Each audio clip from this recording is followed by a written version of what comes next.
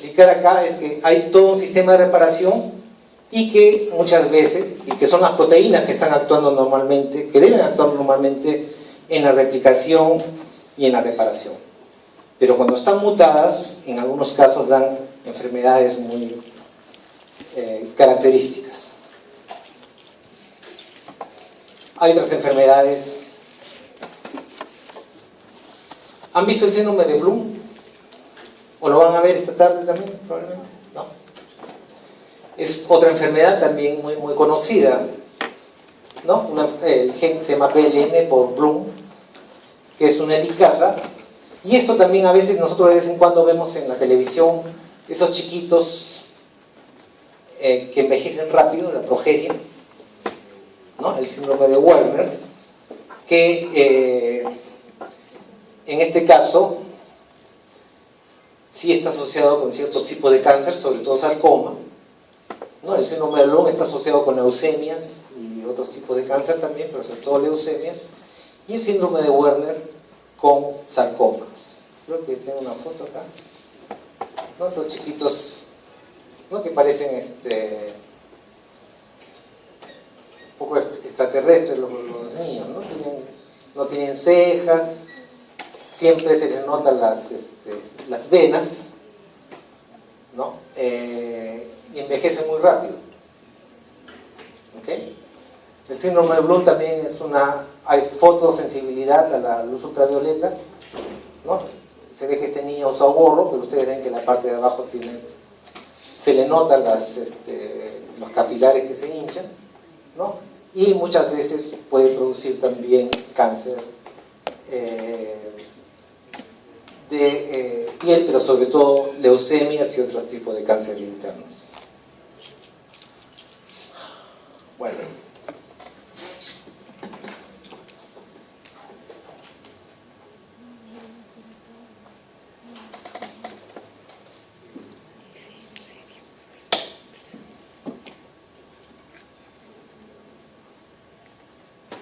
Vamos a hablar un poco acerca de algunas técnicas que usamos nosotros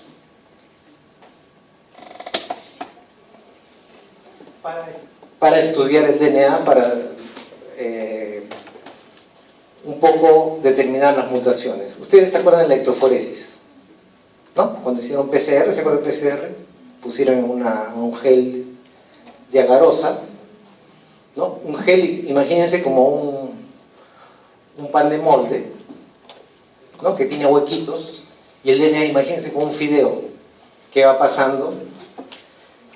Mientras más largo, se demora más. Mientras más corto, se demora menos. Por eso que ustedes ven en el gel, lo que está más abajo es un DNA más chico y el que está más arriba es el DNA más grande. Todo lo que vamos a hacer en biología molecular es ver si un segmento de DNA es más grande o más chico. Es toda nuestra chamba, a eso nos dedicamos, a ver si es más grande o más chico. Básicamente, el DNA, ¿qué clase de molécula, qué carga tiene? Negativa. Hasta su nombre lo dice, ¿no? Ácido desoxirribonucleico. El esqueleto, azúcar, fosfato, o sea, tiene ácido fosfórico, carga negativa afuera, ¿no? Es por eso que acá le ponemos negativo y acá positivo.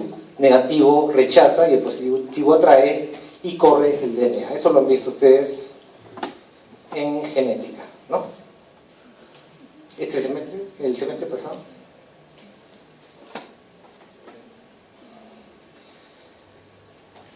Nosotros tenemos un aparato donde podemos, acuérdense que lo anterior lo vieron con el bromuro de tirio, ¿se acuerdan?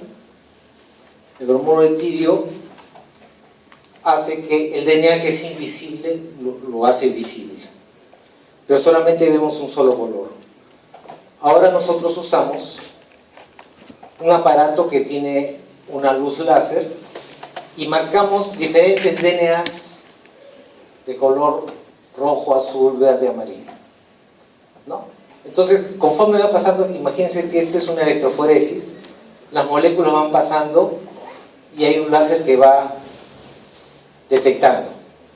Entonces el láser va a detectar los diferentes colores y la computadora me va a registrar los diferentes picos. ¿Ok? Esto lo vamos a ver un poquito más adelante, su aplicación, pero simplemente para recordar la electroforesis y qué otra cosa se puede hacer con el sistema de electroforesis. El PCR, si se acuerdan, o si lo han hecho, no sé si se acuerdan, ¿no? Básicamente lo que hace el PCR es multiplicar un segmento de genoma que yo estoy escogiendo.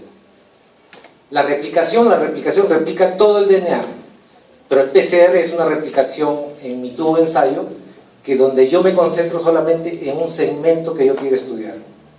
Yo no quiero estudiar todo el genoma, sino que quiero ver si hay mutaciones en el exón 1 de la insulina.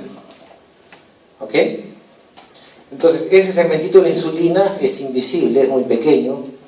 Lo que quiero hacerlo es multiplicarlo por miles de millones de veces y ponerlo, o sea, en un gel de agarosa, o sea, en este aparato capilar que les mostré con los colores. ¿Se acuerdan? Usa el termociclador, ¿no? Termociclador se llama porque cambia de temperaturas: 95, 60, 72, ¿se acuerdan? 95, ¿qué hacen 95 grados? De natura. Hemos visto eso en la clase anterior. 65 grados, ¿qué hace?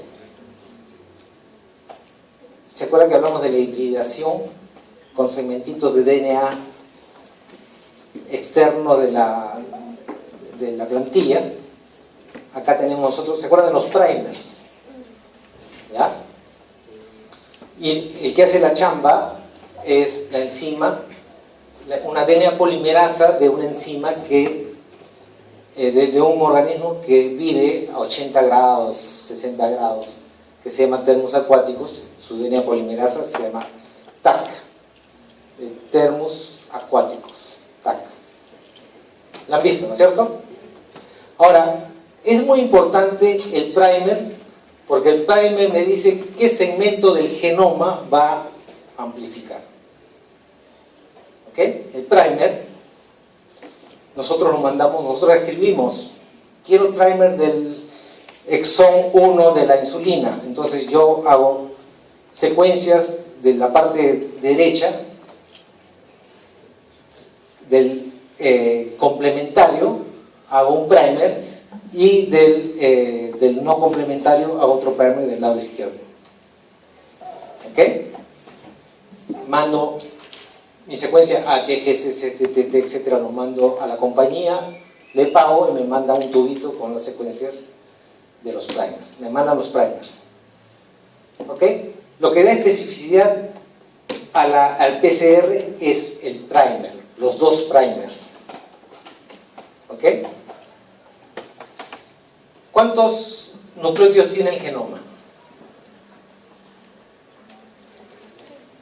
¿Cuánto? ¿2 millones? ¿32? Tiene 3.000 millones, un poco más, 3.200 millones de bases. Ahora, ¿cómo un primer encuentras el sitio donde tiene que encontrarse? Un primer son segmentos de alrededor de entre 20 a 30 nucleótidos. ¿Ok? Por probabilidad, ¿cuál es la probabilidad que yo tenga una A en el primer nucleótido, una C en el segundo, una T en el tercero, otra T en el cuarto, y así tener un nucleótido específico del sitio del exón 1 de la insulina?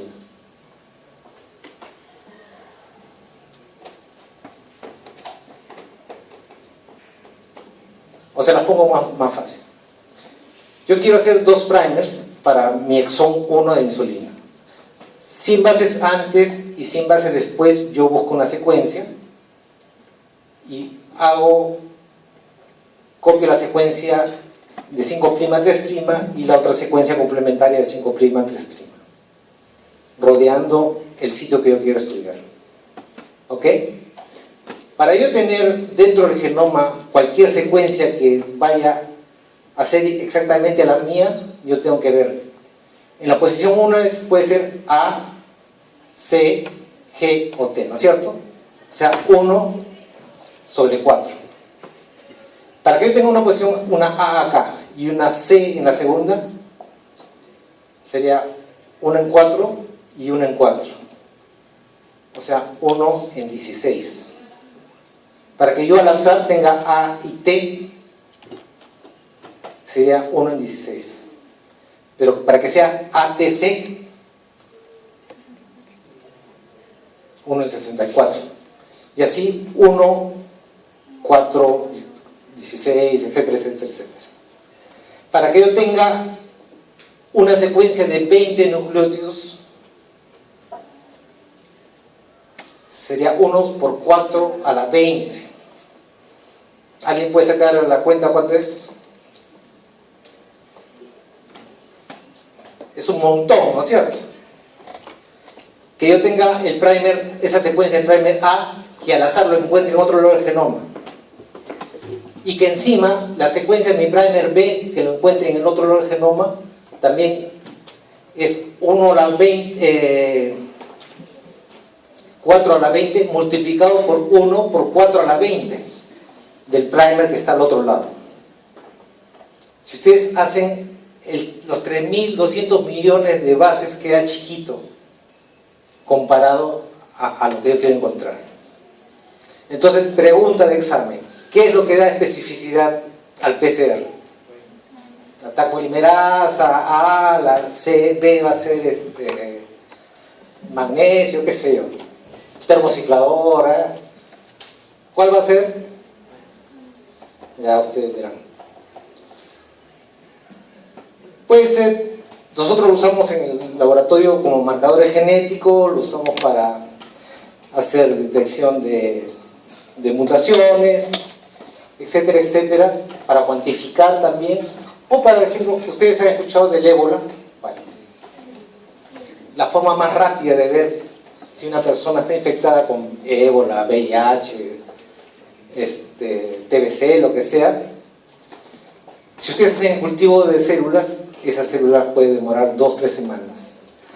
Pero el PCR le va a demostrar ese mismo día la presencia o no. O sea, ustedes hacen los primers específicos con la secuencia del ébola o el VIH o lo que quieran, ¿no? Y ver si esa persona está infectada o no.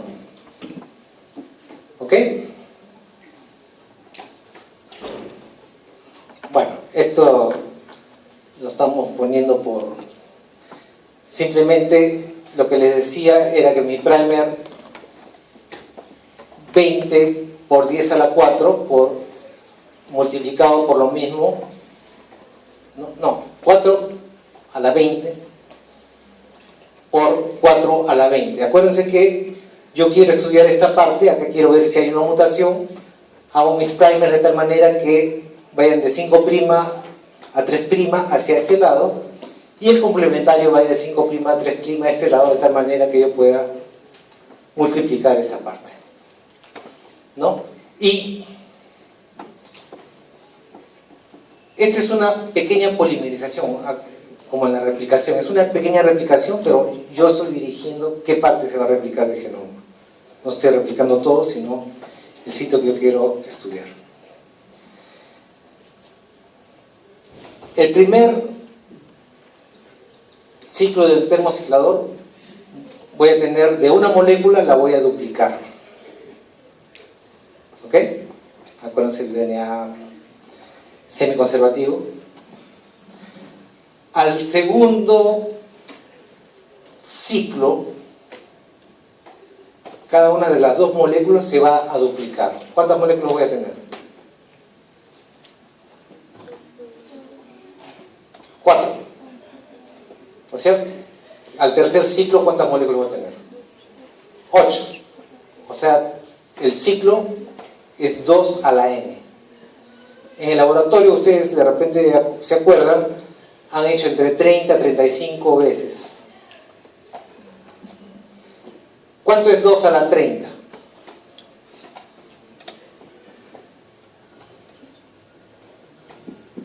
Van a ser un montón, ¿no es cierto? Miles de millones de moléculas a partir de una sola. O sea, una molécula era invisible, pero ya miles de millones, 2 a la 30 es un montón. Estamos hablando de billones o trillones, creo, algo así. ¿Ok? Entonces, esto ya es visible.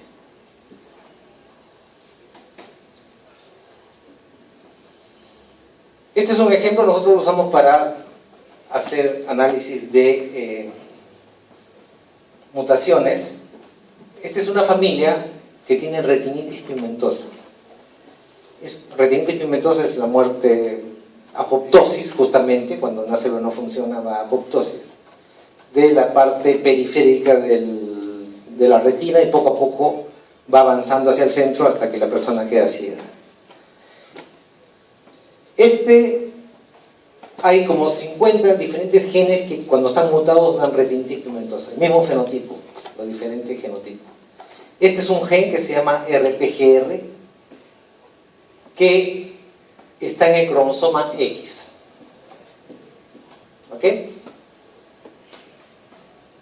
La mamá tiene un X normal y un X con la mutación. ¿Va a ser ciega? Normalmente no. Va a ser portadora, ¿no es cierto? Sus hijos tienen 2 hijos ciegos y un hijo normal. Cuando hacemos el PCR, ustedes ven que el hijo normal tiene esta banda acá, y ven que el hijo, la mamá tiene 2. ¿Está claro eso? Y los hijos ciegos tienen una banda más pequeña. ¿Qué ha habido ahí?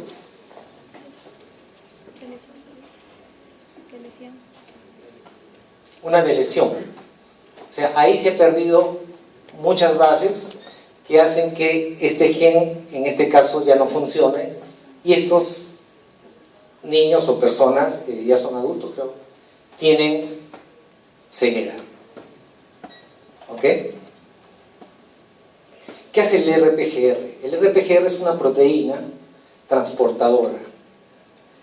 ¿Ustedes se acuerdan? Cuando yo les digo, dibujen una célula, ustedes me van a dibujar un huevo frito, ¿no es cierto? Creo que eso les dije la vez pasada. Nunca jamás van a dibujar una neurona, y menos me van a dibujar un fotorreceptor, un bastón o un cono. ¿Saben lo que es un fotorreceptor, no es cierto? Los fotorreceptores tienen su cuerpo y tienen la parte discal. Los discos son los que tienen las proteínas que hacen la fototransducción, o sea que convierten la luz en una señal neuronal que va al nervio óptico. ¿Sí? Este es el núcleo, este es el retículo. ¿Se acuerdan de qué es el retículo endoplásmico? Donde se hacen las proteínas, ¿no? Y las proteínas, para ser transportadas, necesitan transportadores para que la rodopsina, este es el lugar normal de la rodopsina, los discos de los bastones. Si la rodopsina no se ubica acá, este bastón no tiene rodopsina, no tiene razón de ser, y hace apoptosis. ¿Ok? Si el RPGR, que es la proteína que me transporta del retículo endoplásmico a los discos, no funciona, toda mi rodopsina se va a quedar acá, no llega a los discos, no funciona, apoptosis. Y va a producir la retinitis pigmentosa. Y es lo que ha pasado en la familia que les he mostrado. RPGR tiene una delesión de la secuencia. Me dice que son 19 pares de bases, ¿no? Y que por eso es la causa de la enfermedad.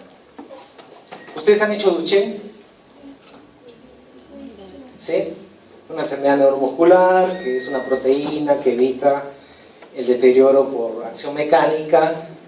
No, es como un resorte que es necesario para que las células musculares se mantengan sanas. Si esta proteína está rota, las células musculares también sufren apoptosis. ¿Ok? El gen se llama DMD y es el gen que es el más grande del genoma. Tiene 2.4 megabases, o sea, 2.400.000 bases. ¿Ok? Tiene 79 exones. Y es muy propenso a tener rearreglos, sea de deleciones o de inserciones, pero en algunos exones muy específicos. ¿Ok? Entonces, este es un trabajo de un alumno de acá de la San Martín, su tesis, ¿no? Donde ustedes ven que hemos hecho el PCR de diferentes partes de los exones que son más propensos a ser deletados, se dice, borrados o duplicados. ¿Ok? Pero en la garosa solamente podemos ver deleciones, no podemos ver duplicaciones. ¿Ok? Lo que quiero llamar la atención acá es, esta es una persona normal. A partir de acá, estos son primers, estos son los segmentos amplificados por PCR, 1, 2, 3, 4, 5, 6, 7, 8 y 9. Se ven, ¿no es cierto? Pero ustedes ven que a algunas personas le falta algunos exones. Acá, etcétera, etcétera. ¿Ok? De esa manera, ustedes pueden detectar, viene un niño que tiene problemas musculares, no sabemos qué tiene, hacemos descarte de DMD, y en algunos casos, ustedes están viendo que efectivamente hay deleciones de algunos exones. ¿Está claro? Hay otra técnica. ¿Cuántos exones tiene DMD? Les dije 79. ¿Ok? Hacer el PCR en un gel de garosa jamás vamos a poner, a la justa vamos a poner 10 exones nomás para poder visualizar. Hay otra técnica que se llama MLPA, ¿no? Por amplificación PCR dependiente de sonda, ¿no? Y ligación. ¿En qué consiste? Lo que está en rojo es lo que nosotros queremos estudiar. Para el caso de Duchenne queremos saber si existe o no ese exón, o si está duplicado. Entonces, tenemos unos primers especiales que hacemos que sean complementarios a cada uno de los exones, son 1, 2, 3, etcétera, hasta el 79 del gen de DMD, ¿no? Y estos primers son complementarios acá y prácticamente se chocan entre ellos, ¿no? Y yo los puedo ligar. ¿Está claro eso? Pero si no hay exón, si no hay este exón, esta región del genoma no existe, estos no tienen dónde aparearse y van a estar flotando. Y por supuesto no van a poder ligarse. Entonces yo no puedo hacer, acá tengo un primer de este lado y otro primer de este lado, para hacer PCR, quiere decir que si no hay este exón no voy a poder hacer ligación y no voy a poder hacer el PCR, y ese primer va a flotar y no me va a producir nada. ¿Ok? Si el exón está presente, estos segmentos del primer se van a pegar. Acá voy a ligar, correcto, se ha ligado completo, y puedo hacer el PCR acá, y esto yo lo paso en el aparato que les mostré que con fluorescencia. Puedo tener fluorescencia amarilla, roja, azul, etcétera, y lo paso en mi máquina y me va a detectar si tengo o no el exón. El ejemplo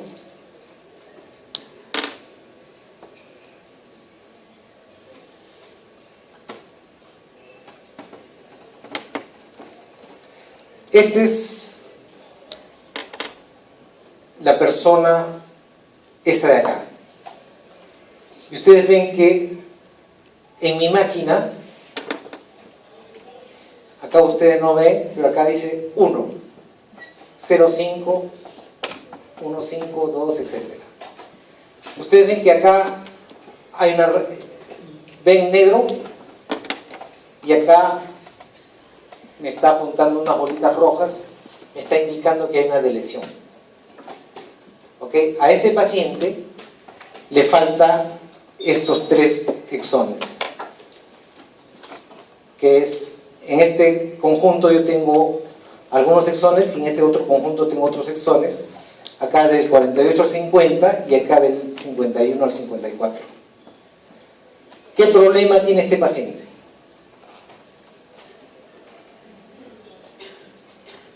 ¿Ya? Una deleción, ¿de qué exones?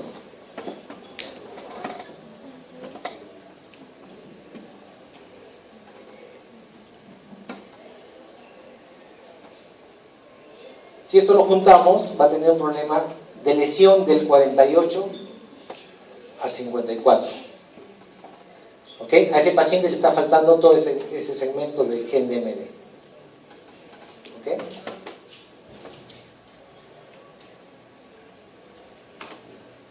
Podemos ver a su mamá, que es ella. El gen DMD, ¿en qué cromosoma está? En cromosoma X, Duchenne, acuérdense. ¿Okay? Entonces la señora que es portadora, ustedes se dan cuenta que nosotros, la señora tiene 2 copias de cada uno, salvo media copia si ustedes quieren, justamente corresponde a los exones del 48 al 54. ¿Ok? ¿Se acuerdan que yo les dije que la garosa no permitía ver duplicaciones? ¿Ok? Con MLPA vemos. Este es un paciente con Duchenne que todos los exones están de nivel 1, pero acá ustedes donde ven 2, entre el exón 3 y el exón 10 se puede detectar. Es una duplicación de esa región, entre el exón 3 al exón 10. ¿Está claro esto? Ahora, nosotros hacemos el diagnóstico, pero con esta técnica de MLPA podemos detectar específicamente qué exones están faltando. ¿Y por qué es importante esto? Porque ahora hay algunos ensayos de terapia génica y que es necesario conocer qué exones están faltando en cada uno de los pacientes. Entonces nosotros estamos haciendo una base de datos de las diferentes mutaciones, que son distintas, ¿no?, de cada uno de los pacientes, de tal manera que cuando aparecen, a veces aparecen ensayos para personas que estén con deleción del 3 al 7, por ejemplo. Ya sabemos qué paciente está ahí y nosotros podemos tratar que entren a estos tipos de ensayos.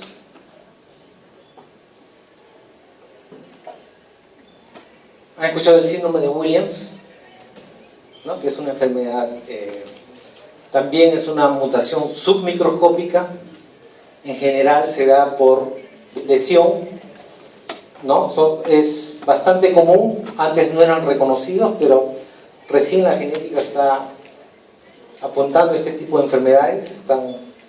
Tienen ciertas características muy típicas, ¿no? Y tiene que ver con, generalmente con retraso del crecimiento, pero también sordera y retardo mental leve, ¿no? Son muy sociables también, ¿no? Y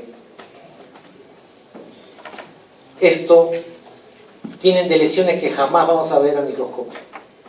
Entonces este MLPA nos permite chequear diferentes genes en esta región, y acá vemos por ejemplo que este niño es heterocigoto para una deleción, no, este es una Williams. ¿Alguien sabe qué cromosoma está? No me acuerdo ahorita.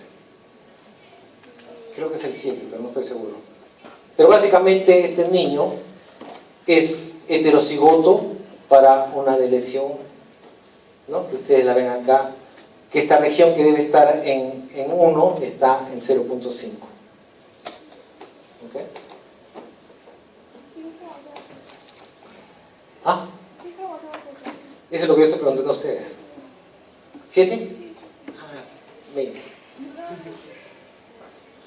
Gracias. Este es otro niño. Sí era 7, ¿no es cierto? Este es otro paciente. DiGeorge también es una enfermedad que es bastante común, que recién está siendo identificada por los pediatras, por los neurólogos. También tiene retardo mental, otros problemas psiquiátricos también, ¿no? La característica es la parte del paladar hendido, ¿no? Y que vemos también DiGeorge, no sé en qué, creo que es 17 o... Bueno, pero tenemos las zonas de esa región cromosómica. Esta es una persona normal y acá vemos que esta persona es heterocigoto porque está deletado toda esta región, ¿no? Generalmente son varios genes que están asociados.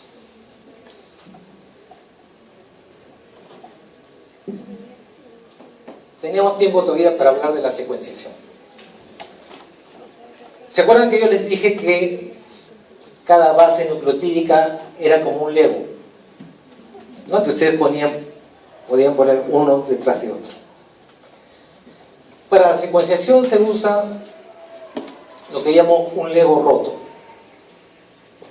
El deoxinucleótido normal tiene, en 3' tiene el oxidrilo, ¿no? El 3OH, el lado 3OH.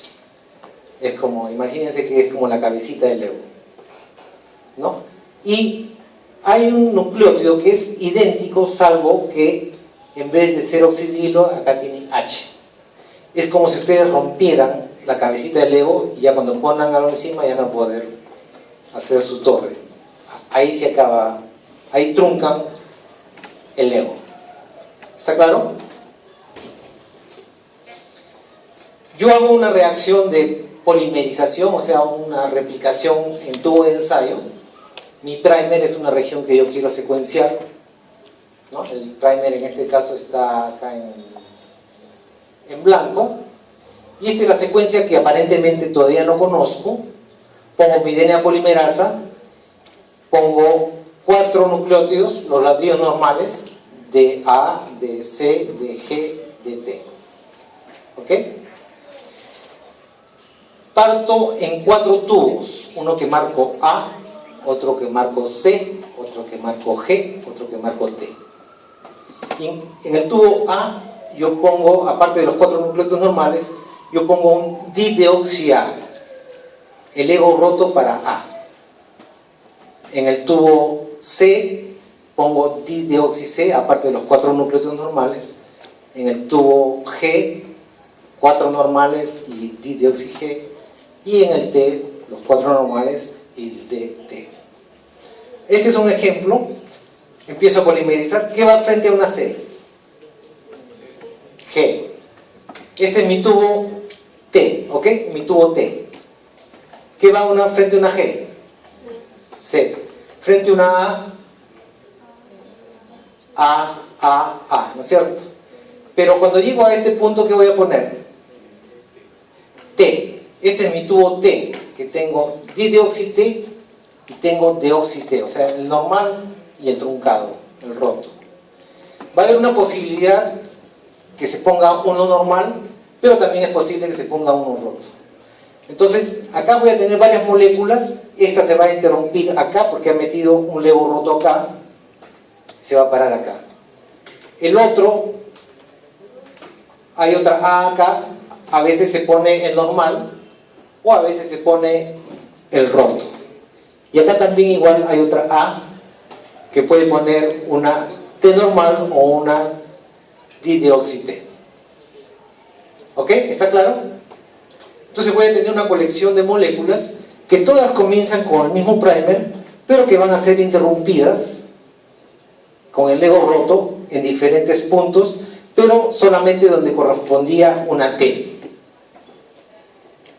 ¿Está claro esto? Entonces, lo mismo hago para G, para A, para C. Yo lo pongo en un gel de electroforesis. Corro arriba, el más chiquito se va más abajo y el más arriba queda. Si ustedes se dan cuenta, este es mi tubo A, mi tubo T, C y G. Si ustedes se dan cuenta, está escalonado. ¿Sí? Yo puedo leer, ¿de dónde leo? ¿De arriba o de abajo?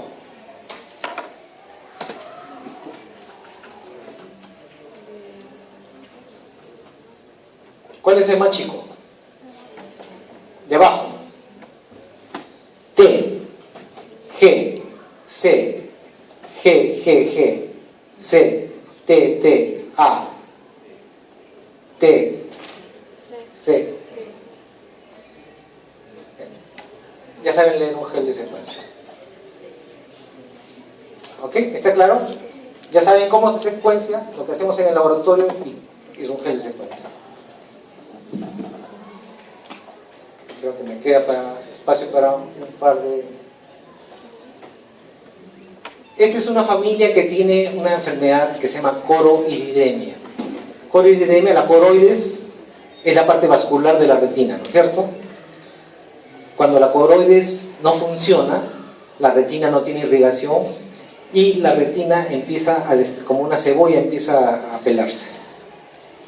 Las personas evidentemente llegan a la ceguera.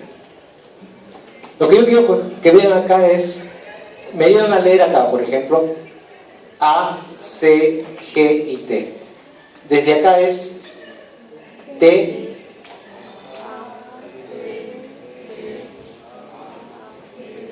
ya, hasta ahí nomás. Miren que acá hay una A. ¿Ok? Miren, esta es una persona normal, esta es su mamá y este es su hermano ciego, que tiene coroiridemia. Miren, acá hay una T. Miren lo que tiene acá el chico. Perdón, hay una A. ¿Qué es lo que tiene él? Una T. ¿Sí? Y si ven, su mamá tiene más tenue, pero tiene A y tiene T. ¿Ok? A, G, A, en el código genético es valina. ¿Ok? Pero T, G, A ya es otra cosa, ya no es valina. ¿Saben lo que es? El codón stop. ¿Cuál es el codón stop?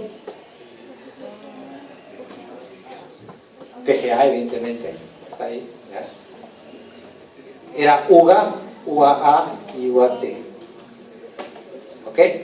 Este es TGA o UGA, el codón stop. Entonces, este gen tiene 19 exones y esta mutación crea un stop en el exón 14. O sea, su proteína en vez de ser de 1 metro va a tener 70 centímetros. Le va a faltar 30 centímetros de algo que puede ser muy importante porque está produciendo una enfermedad. ¿Está claro esto? Todo esto hace, de todos los 3200 nucleótidos que tiene este paciente lo diferencia de su hermano un solo nucleótido en este gen y hace que este sea ciego y este sea normal. ¿Ok? ¿Está claro eso? Yo creo que ya nos vemos entonces el próximo lunes. ¿Ok? Gracias. Por si acaso, la presentación 1 no es idéntica al que se llevó la semana pasada, la he modificado un poco.